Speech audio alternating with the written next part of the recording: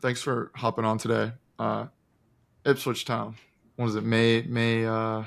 4th? May May 4th. 4th. Yeah. Incredible. So give Yeah. us I mean, what's the feeling of that to take a club, buy into it, and get promoted to the Premier League? It's got to be up there on your top all-time list of anything in life. Clearly a greatest business achievement, candidly. I mean, it doesn't get any better than that.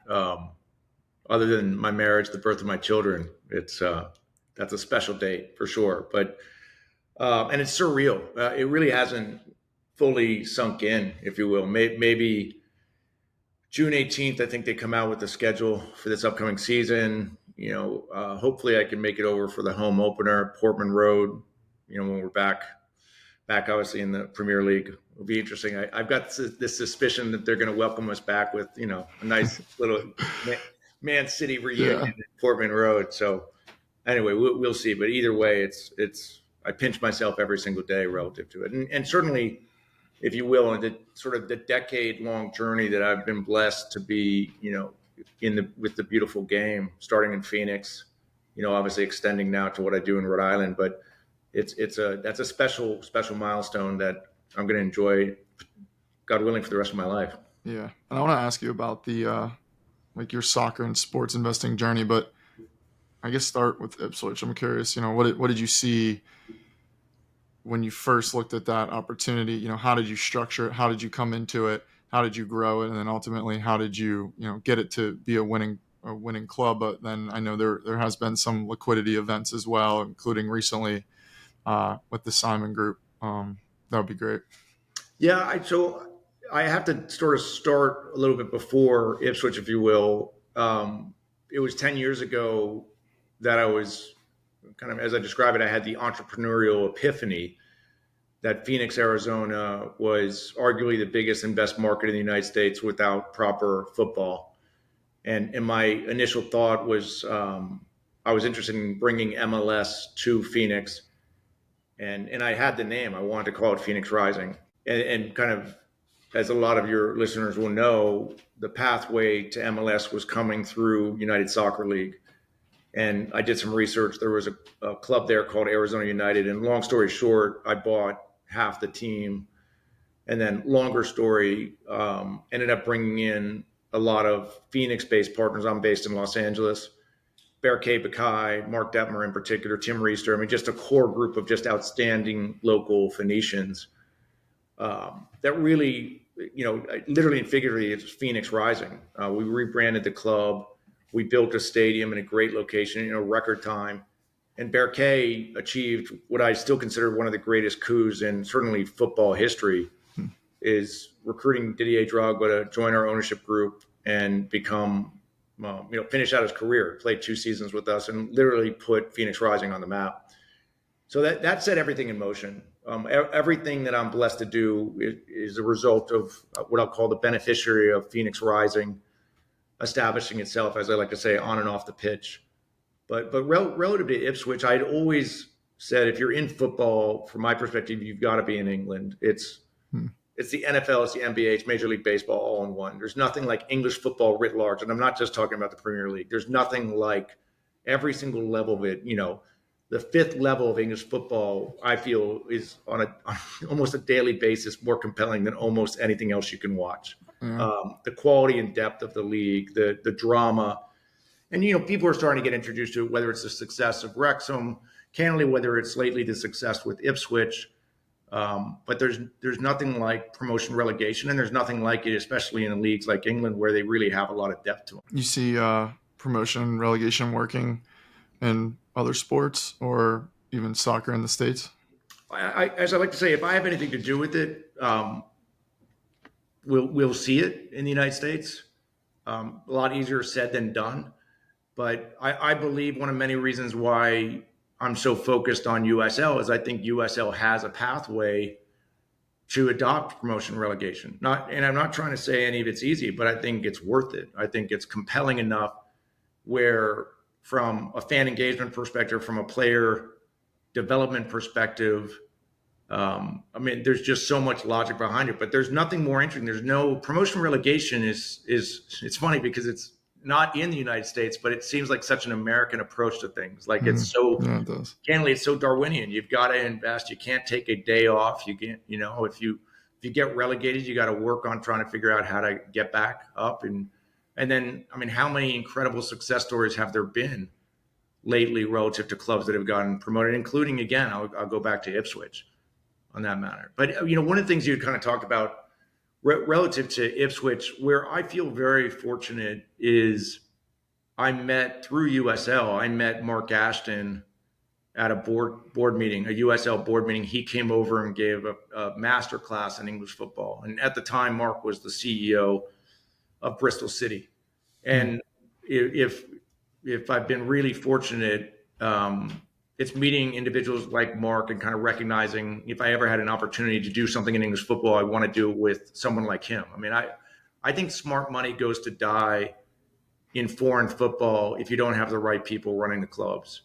And it's right people mean individuals like Mark Ashton who know more about English football than anyone will ever be able to learn or pick up, especially if you're from outside the country. So we've been very fortunate with Mark's leadership.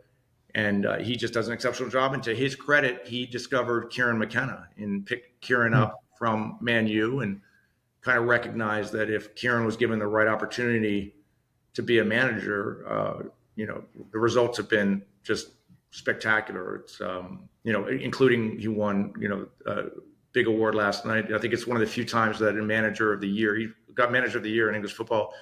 I think it's one of the few times that it's ever been awarded to someone outside of the Premier League. Oh, wow.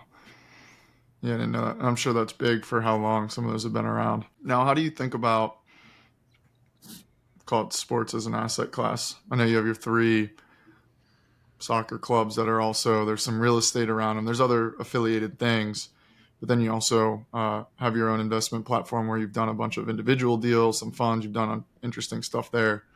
How do you think about it as a whole? How have you seen it evolve, even in your own thinking since starting 10 years ago? Yeah. So as I like to say, I'm positively obsessed with sustainability, especially in sport with sports investing. And said differently, I think a great deal of sports investing is what I'll call not sustainable. There are too many clubs that are losing too much money that don't necessarily have a pathway to change that trajectory. And so when it comes to my focus in the States, particularly in Rhode Island, the stadium becomes a very important asset class. The surrounding real estate becomes very important in terms of multifamily, retail, other things that you can build, stabilize, and cash flow. I think over time, what I like about USL is the ability to develop players and to look at literally moving them to bigger and better clubs. I think USL is candidly got the potential to be the best development league in the world. So I spent all my time just trying to figure out the sustainability of sports investing. And going back to Ipswich, now that we're in the Premier League, that's in terms of equity valuation, it's staggering. In terms of revenue, the multiple in terms of what we're going to increase from where we are in championship is staggering. So, but none of that stuff is, as I say, none of this stuff's for the faint of heart. I mean, everyone's buying clubs in England and elsewhere, and they all have the same plan. They're all going to get promoted. They're all going to develop and sell players. The reality is very few of them do it, and very few of them do it well. And I don't know how long that music continues to play. Like, I just don't know how many times you can continue to have clubs that are losing consistent money that require, capital calls. At some point, I just wonder, does the music stop? You can't have a situation in England where the majority of clubs in championship are losing money. It's, year in and year out. So they have to figure a bunch of things out. And I hope they do, because it's not in anyone's interest for ownership groups to cycle in or out, or to have a series of challenges where, there's liquidity issues. And it's not just football. I mean, obviously that's where I'm very focused, but right. Any other areas interest you outside of football, soccer? They all interest me. I mean, increasingly, because I view I'm in the stadium business now with the Rhode Island Stadium. So I'm very interested in rectangular sports, because that's what fits into the stadium that we're building in Rhode Island. And I think when we build it, they will come. And I think the initial footprint of that stadium, 11,000 seats, right off I-95, right outside of Providence, right down the road from Boston. So men's football, women's football, meaning soccer, Yeah. American football, flag football, rugby, lacrosse, field hockey, concerts, Hmm. put an outdoor skating rink there during the wintertime. There's so many different ways to turn the turnstile. And I think if done right, and I intend that we'll do it right, that stadium is going to be an incredible asset, not just for Rhode Island, I'd say for kind of Southern New England. What does a stadium asset look like compared to a team? Or like how do you even structure them? So, you have a holding company that they both live under, or what does that all look like?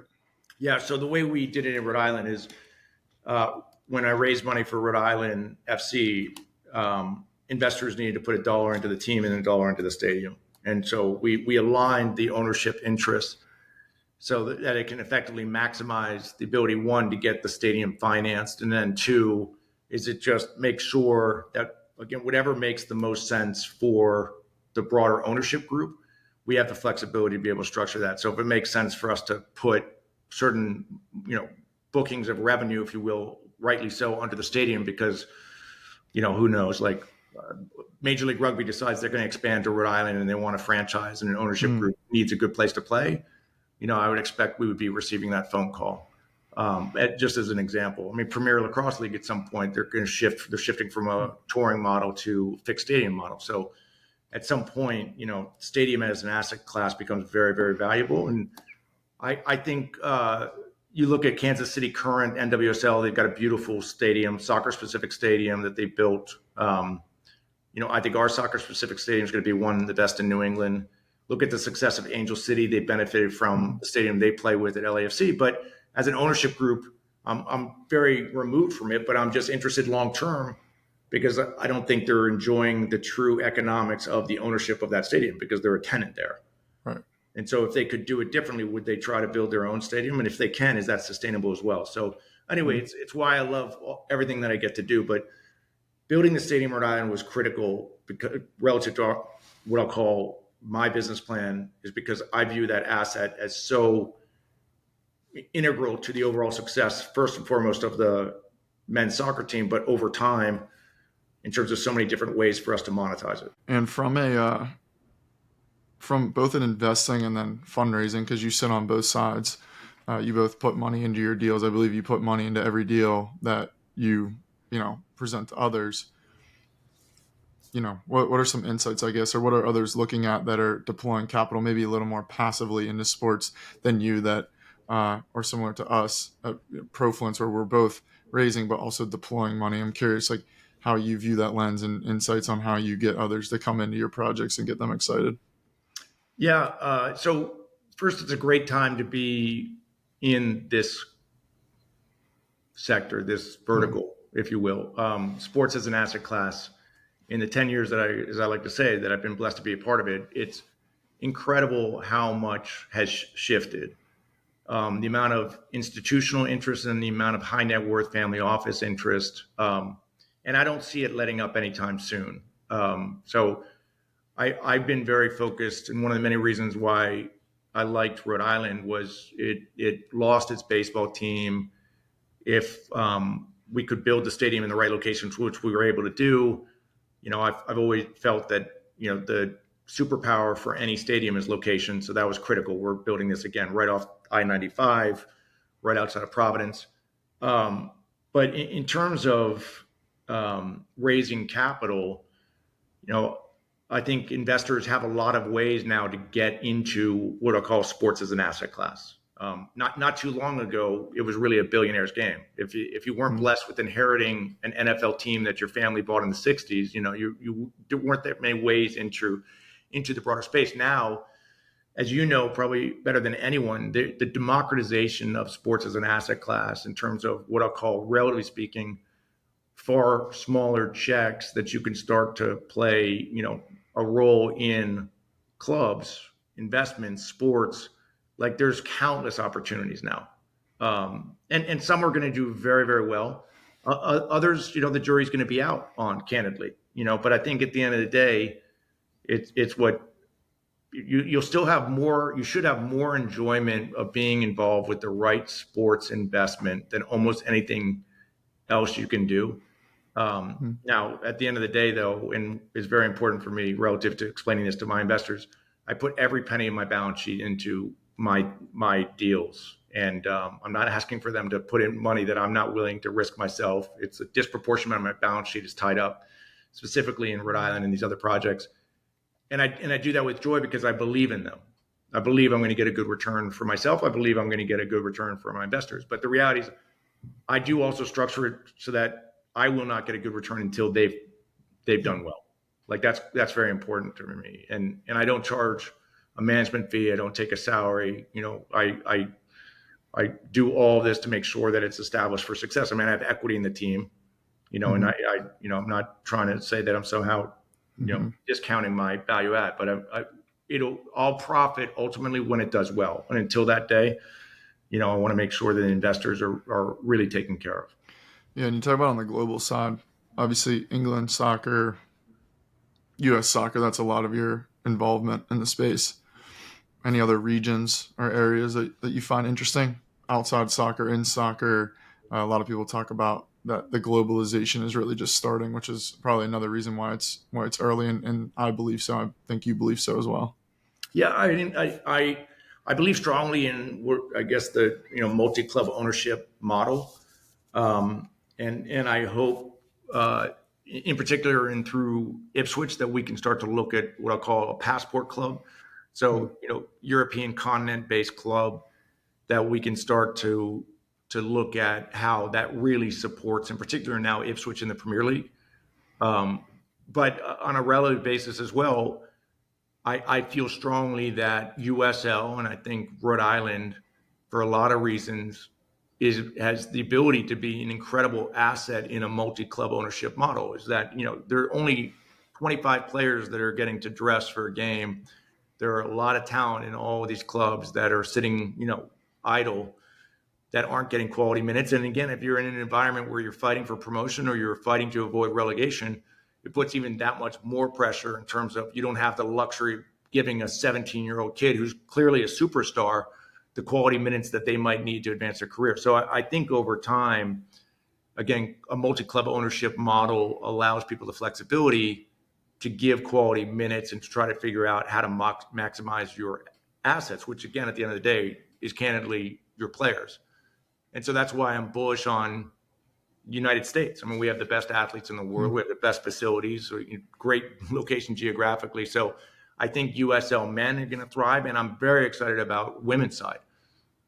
Right now, rightly so, women's sports is having a moment, and I think it's going to, long may it continue. But I'm excited.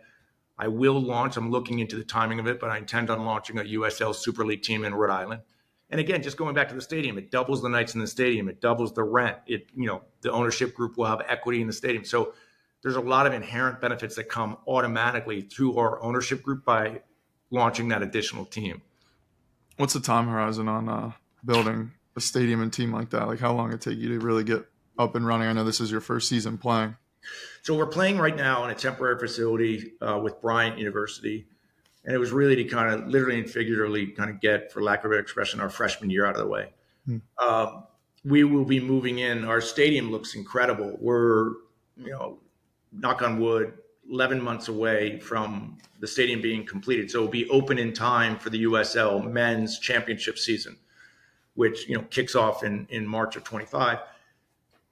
The USL Women's Super League, they're playing this August. And there's an inaugural 8 teams that'll be playing this August. And I intend on, and I got to look at just the feasibility of all of it, but my hope and expectation would be, can we launch in August of 2025?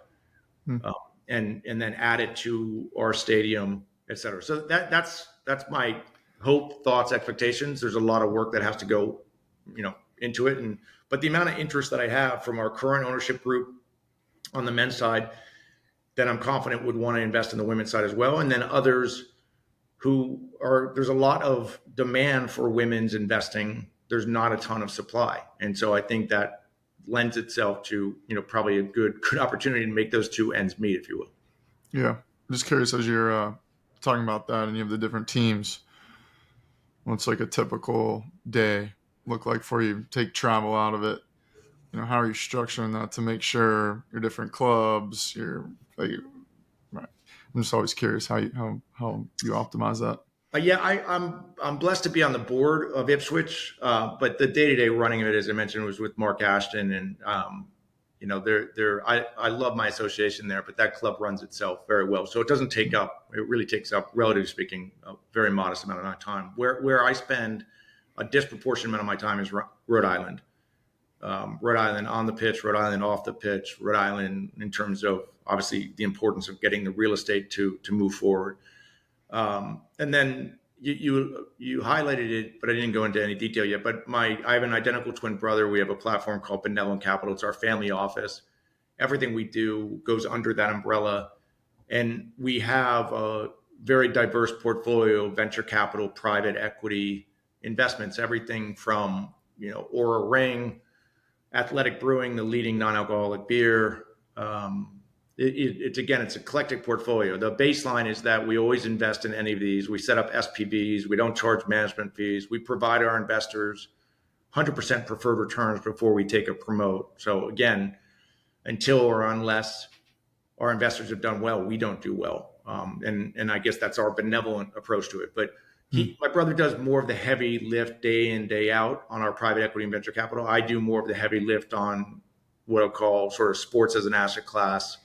And then by extension, where applicable, the real estate side of sports. I mean, I think in the United States, opportunities like Rhode Island is a great opportunity, not only to completely transform an area socially, economically, et cetera, but it's also to get a good return, and take a fallow area that was completely, Rhode Island was a brownfield site. It was highly polluted, obviously. It's prime riverfront real estate that's been held back since the Industrial Revolution, and now it's going to be completely transformed. And the amount of jobs that are being created, those are the utility of what we get to do in terms of projects like that provide an incredible amount of what I'll call satisfaction in terms of making them a reality. And where do you spot or see that opportunity? Like, where did Rhode Island come from again? Like, what was the inception of that? It was a host of things. I had the pleasure of going to Brown. That's so right. Brown University is literally 5 minutes down the road from our stadium. So so that was my initial connection to Rhode Island. And then as I started to really think about longer term, I started to recognize what I'll call the superior economics or return on investment that I felt could exist with the right USL franchise. I started to shift my attention and belief that if you could find the right market for USL, build a stadium, get the right ownership group, find land to develop real estate around it, again, if you check all those boxes relative to my balance sheet, relative to what I would call the investors that I think I could bring into that, the return on investment, if done right, I think is superior to almost anything you could look at in sports. So Rhode Island really stood out for a lot of reasons. Best demographics.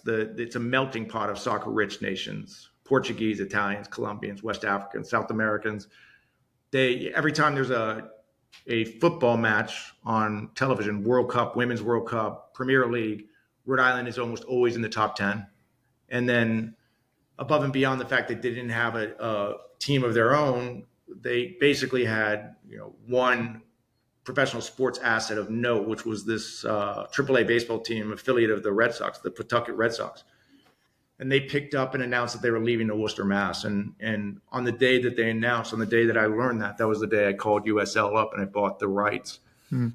And quick 6 years later, we're 1 year away from finishing the stadium. So there was a pandemic and a host of things that came in between there. But the big element of it is very early days. Understandably, the governor at that time, who was Governor Raimondo, and then the mayor, were keen on seeing if we would take over McCoy, the baseball stadium. And baseball and the diamond of a baseball and the rectangular nature of football, just it's cheese and chalk. It just doesn't work. And so, and above and beyond that, McCoy, maybe 80 years ago when they built it, maybe it was the best location in Rhode Island. Time passed it by for a lot of reasons, not in a dense neighborhood, far away from the highway. And so, really didn't work So it all came down to ultimately making sure we could build a stadium in a good location, which is what we're doing. Yeah. So it's been about 10 years in sports. Where are you trying to go over the next 10? Where do you see the next 10 going? I mean, I'm excited on a host of levels, and including relationships like I have with you. I mean, I came across you on a bunch of fronts. I was sort of following your postings, I think initially on LinkedIn, and found every single one of them was worth paying attention to. I like where you sit in terms of really understanding a lot of emerging trends, and so right now I'm open to a lot of different directions in terms of it. I've been very fortunate where increasingly more and more capital has been reaching out about ways to partner up with me, and so I intend on kind of taking advantage of that in the most positive sense. So I'm agnostic though. I certainly, I'm so blessed in terms of what the last 10 years have yielded, but I couldn't be more excited about where I think the next 10 years will be able to go with it. But I'll intend to be, very, very selective about who I partner up with, what sports, but I think there's countless opportunities to put money to work, and not all of it's going to, work out, but you got to have some element of it where you're prepared to kind of roll the dice on something but I think there's opportunities in so many emerging sports. I think there's opportunities with emerging technology and data analytics. Like I've been very focused on the sports side, and I've been very focused on football, if you will, meaning soccer. But I think over time, you'll see me start to get into some other sports. I like the youth space a lot. And I like rectangular because obviously it complements what I'm doing, right now with the Rhode Island Stadium, as I mentioned. But I mean, if the right opportunity, I mean, I would love to invest in a cricket team because, in the right cricket team. Me too. Yeah. So there are a lot of sports that I can get my head around.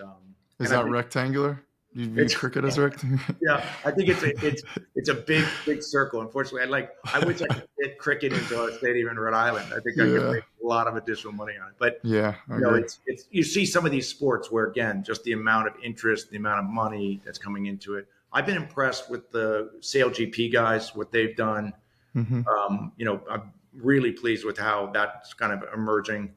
And again, I look forward to kind of keeping close to you in terms of things that you're looking at, you like, because I think you need to be very, very focused on it. This can't be a hobby. You've really got to be all in on this stuff. And in candidly, early days, I was balancing kind of what I'll call my day job with the sports side of it. And I woke up and I said, look, I got to go all in. I can't. You honestly, if you do, and if you don't, anything short of that, it won't be successful. I agree. Yeah, we had Don Davis from PFL, and that was his main thing. He's like, the only reason I built this league is because I do it 7 days a week, 365, and I wouldn't want it any other way.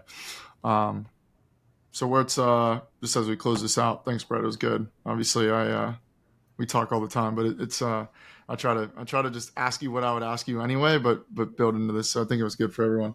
But what is easiest way or best place, I guess, to learn more about? You have a bunch of different projects. So I don't know, whatever ones you want to talk about or where people can learn more or get info or whatever. Yeah, I mean, LinkedIn. I'm other than LinkedIn, I'm basically non-existent on social media. I got off Twitter a while ago. It was not, anyway, it's, but I do check my LinkedIn account very often. I try to be responsive to people on that. That's always a good way. And then, obviously I've got my Benevolent website, but like, as I like to say, I mean, Andrew, I feel so honored to know you and the relationships that I've been really fortunate to start to build up over this time. And it's exciting time. I mean, and I still think, to use a baseball analogy, I really do believe we're in the early innings of a long-term bull market. I think everyone should have some allocation in terms of, what I'll call sports as an asset class. And they're all kind of keen to do it. And I want to be as good a shepherd of my capital and others' capital in this space as I possibly can be. And if I can, and also help people to avoid some of the mistakes that I made early on. I mean, it sounds all fantastic right now, and it's all been very good, but early days, I was playing in a baseball stadium in a bad location in Arizona. I mean, I know all the things that people should try to avoid doing. And I also have a much clear reality in terms of candidly just how tough all the stuff is. I say it all the time. None of it's for the faint of heart.